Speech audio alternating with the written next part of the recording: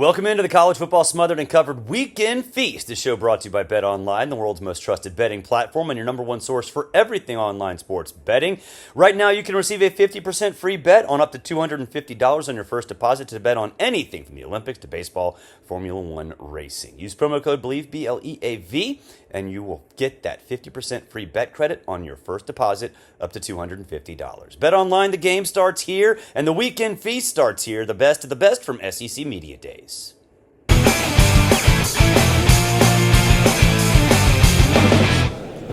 Joined now by the head man at Tennessee. He is Josh Heupel. What's up, Josh? How are you? I'm doing great. Good to see you. So, before you came over here, Bill said that you were up late last night playing the game that's right over there. Yeah, not playing it well either. My little guy destroyed me on the sticks last night. It's a beat down I was willing to take. You know what? I'm in the same boat. My son's been talking about it for the last about 2 weeks and watching YouTube videos, and I was like, I don't know if that's weird or good parenting, but it's probably both. It's great reminiscing about the old days, being on there and actually being good too. Right. All right. So speaking of good, Nico Imaliava, we saw a little bit in the bowl game.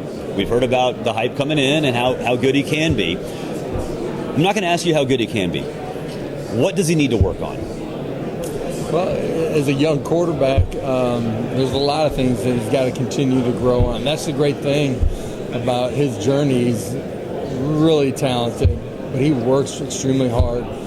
He cares, garners respect from the people around him because of his competitive nature, but how he works every day too. He's a young quarterback that has an elite skill set that can be dynamic with his feet and his arm. Being able to play the game and play within yourself and take care of the football. It's the growth of a young quarterback, but couldn't be more excited. His receivers are out there. He's got a lot of help, right? Yeah. And with Brew coming back and Squirrel, how has his relationship evolved now that he's the starter and has, it's him leading in the offseason and not sort of learning on the fly? Yeah, you're talking about Nico? Yes. Yeah. Well, I think for Nico, this is the deepest our wide receiver room has been. And some of that's just some of the things that we've had to navigate through from when I first took the job. But we have great competition. Yeah. We have experience, but we have some youth that's dynamic, that can make plays, give us the ability to play more guys. Nico's done a great job being with them, creating timing and rhythm and being on the same page with them. And, that's what the next 4 weeks before we get to kickoff will be about, too, when we get into training camp, is refining those things. It's the SEC, well, anywhere in college football, but the SEC specifically, you got to be strong on the line of scrimmage. Yep. Are you where you need to be defensively in the front seven, or do you still are looking for 7, 8, 9 guys to rotate? We're the deepest that we've been, not anywhere, not even close. Yeah. Experience with some youth. Youth has to grow up. But just our roster as a whole, but D-line and O-line, we're just continuing to get to where we should when you're Tennessee and you're in this league. Does your mindset change without divisions and the whole sort of SEC world sort of getting shaken up? Do y'all even care or talk about that stuff? I don't think your mindset changes. You want to go play in Atlanta, play for a conference championship. You got to be the best team each Saturday to go get that done. You're in that daily grind to compete and push to get where you want to be. It's unique, though, with the playoff changing. Affords you the opportunity to, if you get tripped up, there's still a lot out there for you. And that can be the conference championship, but it can also be the playoff. We saw that with Georgia last year in the conference. It can help you or it can hurt you. Yeah. It helped Alabama and it hurt Georgia last year. Last thing, and I don't want you to get in trouble with any sponsors. Best restaurant in Knoxville. Man, there's a bunch, from barbecue to soul food, but J.C. Holdway's great restaurant downtown. You mentioned barbecue. I lied. One last question. I am of the belief that the worse the presentation, the better the barbecue. Is that fair? I've had this argument with a lot of my friends because, I'm in Atlanta. There was some barbecue that look. They tried to dress it up. I'm like, no. You paper plate. Yeah. Plastic. Bare bones, right? Yeah. cut the meat, Yeah. little bread on the side, and some Good to onions, go. pickles, and let's go. Yeah, there's a lot of truth to that. I'll buy into that. All right. Josh, appreciate it. Okay, appreciate it.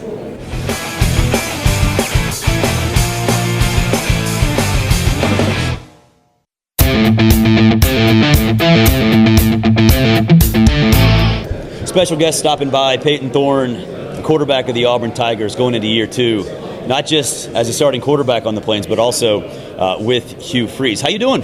Good. Just got here. Feeling good. Summer's been good. It's getting close now, so feeling good. You've integrated yourself into Auburn, not just with the system, but also the culture down there. It's a football-crazed town, football-crazed program. So, what have you learned coming from Michigan State about just playing in the SEC and playing in a place like Auburn? Yeah, no doubt. It's definitely different.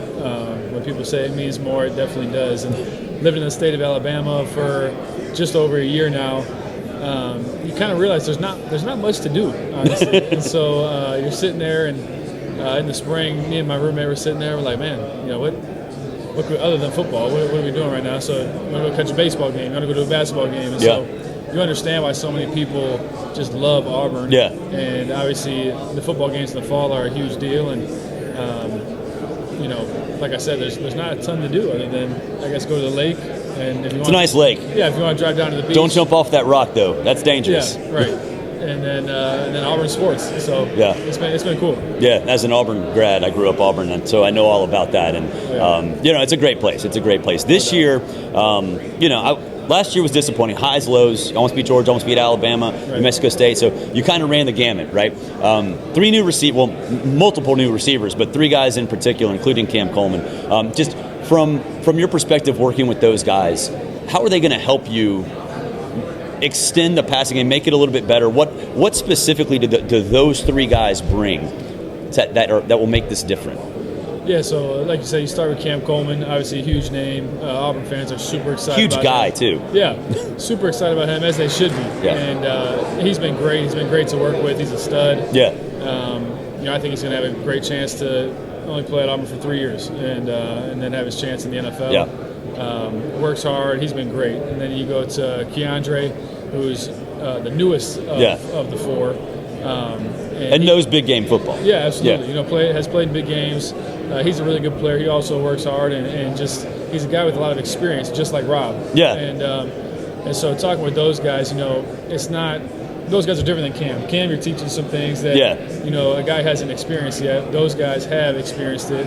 And the 4th guy that people are sleeping on like crazy, and it's not just because he's one of my best friends, is Sam Jackson. Yeah. He's a stud, and he has a ton of talent, and he brings something that nobody else. And you guys has. saw him last year. Yeah, he has something that no other receiver has. He played quarterback in college. Yeah. And so, he understands what I'm looking at. He understands, and I played with him in high school, too, on top of that. So. Oh, really? Yeah. Okay. And he understands space. He understands timing. He understands what I'm going to be looking at. Yeah. And so that's a huge advantage for him as well. And so I think we got 4 new receivers who are all 4 studs and are going to help us a lot. How does that impact Rivaldo Fairweather? Because, you saw him, it was almost like, dude, when he has the ball, he's a monster. Yeah. And now it seems like it'll open up even more for him. Absolutely. There were times where we put him as a single last year into the boundary, and after a couple games, they started clouding coverage to him and putting 2 guys on him to make it really tough. They're not going to be able to do that this year. And so that's huge for him. Like you were saying, we talk so much about these receivers and all the playmakers and everything, and then you forget about Valdo. He's one of the best tight ends in the country. So he's awesome. Same thing. Works his butt off, always down for extra throwing and everything like that. So huge fan of him as a player and as a guy. He's a good friend of mine. With Hugh taking a little bit more of a hands-on approach, what have you noticed about that through spring, and what do you expect moving forward? The first thing I would say I've noticed is just he has so many things that are not necessarily common. There's so many things that I'm sitting there watching film with him, and I'm like, dang, I've never heard of that. And I've never heard of somebody doing that. Different packages, different. What does he call them? He calls them menus. He has these menus. Of course he does. Yeah, so it's like Cheesecake Factory with the amount of different menus he has, and so it's been great learning from him, and it's been great trying to get in his head and see how he's seeing the game and knowing, okay, if this happens, if we do this on this play, what do you expect next? And so I can try to be a step ahead of his thought process before he says it. Yeah. And so you can be that coach on the field type thing. And obviously with the earpiece in this year, it's going to be really good for our communication on the field. But it's been great so far with having Coach Freeze be extremely involved this year. You have so much production at running back returning, and obviously the quarterback's best friend is a running game. How does having the new players, the new receivers outside, how are you going to evolve that attack? You're going to see more stuff in the back, receiving out of the backfield. How much is the new offense, the downfield passing attack, going to help out those guys, especially Jarquez? I think people forget Jarquez might be a first-team All-SEC running back. Right. Our running back room, I think, is loaded. Yeah. Obviously, you start with Jarquez, then you go to Damari, who another guy works his butt off, and then Jeremiah Cobb is a stud too. Yeah. He's outstanding, and so you look at those guys, and they can all catch. They can all run decent enough routes, and Jeremiah is really dynamic in his route running. And there's different things you can do. You can short motion those guys out of the backfield. You can get them. Obviously, just your regular running back, you hand the ball to them and let's roll. But they are, like you said, they're dynamic. And so, like you also said, a quarterback's best friend is a run game. And right. So I think the way that we're going to be able to run the ball, and it's going to open up, number one, our RPO game. That's a form of running the ball. Sure. I feel like, you throw out a bubble, that's like a run. And so we'll do that, and then the play action comes off that too, which is huge. We got big plays, and we got guys that can run now. Yeah. And we're going to be open down the field. Nice. Well, Payton, good luck this season. Thank you very much for stopping by. We're here with South Carolina coach Shane Beamer. You are upset with me. Why are you upset with me? I'm upset with your rankings of SEC head coaches that would win in a fight. Okay. And frankly, there's a lot of people that know me that felt that was an inaccurate ranking. Okay. Tell me what kind of, are you Anchorman? Are you coming out with weapons or what's happening? Nah, I just think that I consider myself young, fairly athletic, work out every single day, exercise regularly, in the weight room every morning at 6 a.m. Am hard-pressed to believe that everybody's doing that at 6 a.m. Some of the things that I do, pushing sleds and throwing med balls and whatnot, but it's all good. I'd rather be low in those rankings than high in another one. I need to see some cardio. Cardio this on the sidelines. Well, there's plenty of cardio. You come to Columbia one morning, meet me in the weight room at 6 a.m., and we'll see. All right. Well, you're higher than Drinkwitz, so it's good. All right, so last time you were on the show, you hadn't named a starting quarterback, but we all sort of knew who was it going to be. So now, give us a scouting report. Lenore Sellers, what do you got? Yeah, so we named Lenore as the starting quarterback coming out of spring practice. Told him he's got to continue to compete. Yeah. Robbie Ashford, who we brought in from Auburn, is going to continue to compete to try and be the quarterback. And we also have Luke Doty that's in that mix as well. So we've got a good group at that quarterback room, young, athletic. Both are bigger bodies, obviously different than Spencer Rattler. Both those, Robbie and Lenore, are both 240-pound guys that can run and throw both. So it brings a different element to our offense. Both of them are having awesome summers and kind of eager to see how it continues to develop. So with Robbie Ashford, he obviously has SEC experience, probably the most experienced as a quarterback. Yep. What did you learn from him, watching him at Auburn? Where does he need to improve to be part of your scheme? Yeah, I think, he's kind of had not the ideal journey. I was going to say journey's probably the right word. When you talk about Oregon to Auburn, multiple coaches, sure, as well. I think Robbie was just looking for some consistency. Yeah. Solidifying the coaching staff and the system that he's going to be in, where he can really just get in there, work with the coach, and develop as a quarterback. Yeah. And he's done that with Dal Loggins, our offensive coordinator and quarterbacks coach.